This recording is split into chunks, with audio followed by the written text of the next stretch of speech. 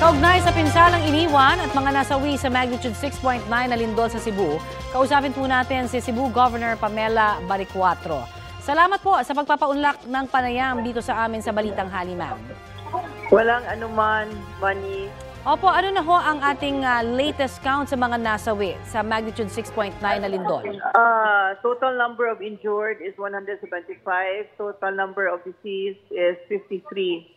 So this comprises 5 towns in the north, in the 4th district of Cebu. I see. At sa kasalukuyan ay nagpapatuloy pa rin po ang search and rescue operation sa mga ano-ano hong lugar pa? There are some barangays in Bogo na retrieval na lang. Wala nang retrieval na lang ng mga casualties. Okay, at ilan pa ho? Hindi pa mapasok. I see. We don't have the numbers pa, but more or less para mga 15 may mga casualties doon na ni-retrieve ngayon. I see. So hindi pa ho ito kasama doon sa sinasabi ninyong 59 casualties? Hindi pa kasama. 53. 53, sorry. Yes. Ito po, Governor, pakiulit lamang po. So kung 53, tapos meron pa ho tayong mga 15 more na sigurado na for retrieval na lamang po. Yes. Okay. Ano ho ang mga lugar na pinaka nadali ho ng malakas na lindol? Bogo City. Ano pa po? Doon yung epicenter. Bogo, San Romeo at saka Medellin.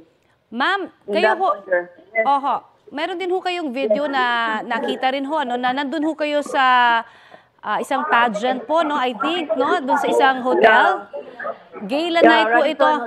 Opo, pakikwento. Opo, pwede po bang pakikwento sa amin, Governor, yung naramdaman ninyo mismo at yung mga nakita po ninyo doon sa pagyanig ng 6.9 na lindol noong gabi na yon? It was really scary.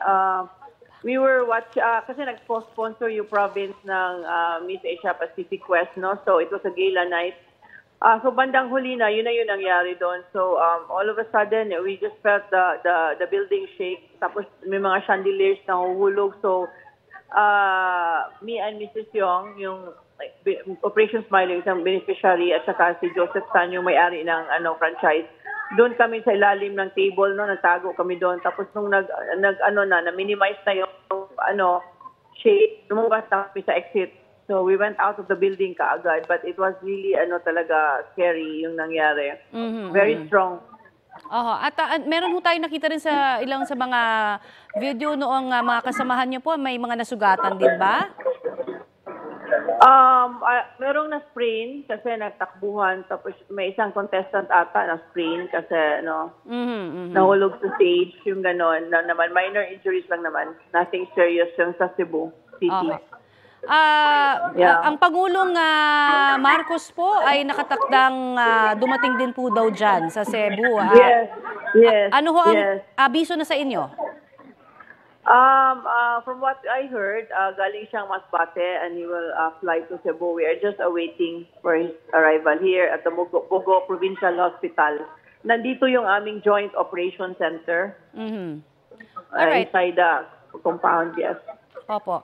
Pakikwento po sa amin at baka sa pagdating po ng Pangulo dyan ay mabigyan pa ho kayo ng mga tulong na kakailanganin pa ho ng inyong probinsya. Lalo na at kanina ho nakausap po namin yung inyong pong staff din at sinabi po na kailangan ng mga medical practitioners, ng mga volunteers po. Ano ho ang lagay ng mga ospital natin kung nasaan ngayon yung mga nasugatan at yung mga namatayan din po? So far, nakaya naman namin yung mga hospitals, provincial hospitals, tsaka yung mga private hospitals nag-offer na. So some of the patients already brought to the private hospitals, no? Nakaya naman namin maybe sa medicines sa mga provincial hospitals, yung additional medicine. At saka what we need now is prepared food, yung cooked food. I see. So for now, naka-order naman kami. But kailangan talaga ng water at saka medicine. So yung medical staff parang okay naman kasi nagpadala na si Governor Tamayo from Southern Cotabato ng medical staff dito at saka si Mayor Isko magpadala na rin ngayon. I see. Marami daw na mga gusaling napinsala ng husto, no, yung mga infrastruktura. Ano ho ang assessment natin so far? Dito sa Bogo, may mga may mga gusali na like yung McDonald's dito, sira-sira. Yung ibang bahay naman, yung sa loob lang because of the shaking, nabasag yung mga gamit. But the structure naman is there. And dito sa Bogo, mostly yung mga roads, na nasira yung roads, I see. like the usual, parang sa Bohol noon, yung mga roads, Yeah. Ay ipapaulit ko lamang po sa inyo, may mga impassable na mga daan ho ba ngayon na talaga hong kinakailangan nyo ring mapuntahan at hindi ho nyo mapuntahan yung ibang mga lugar? Yes, I'm still stabilizing the situation here in the Bogo Provincial Hospital, but I've sent my team to the other municipalities. So far naman, stable na yung situation dito. Hindi na as bad as it was this morning, no? Kasi napadala na namin yung mga patients, yung mga casualties to the city. Okay. And to the nearest Kamusta po ang ating linya ng komunikasyon, tubig, kuryente, yung mga pasilidad po tulad ng mga airports and seaports po natin? Yeah, sa Cebu City naman, okay. It's just dito sa Sports District, Bogo City, may mga casualties. Yun lang yun. Of course, an earthquake, it's always the power that is affected. So wala pa po? Water as well. Wala pang dito, wala pang kuryente dito. Yung airport po ninyo at mga pantalan, kamusta? Okay naman, functional naman. Everything else is functional except for the affected municipality. Okay. But of course, I heard yung mga ibang hotel sa city, nasira din yung mga structures nila. Okay.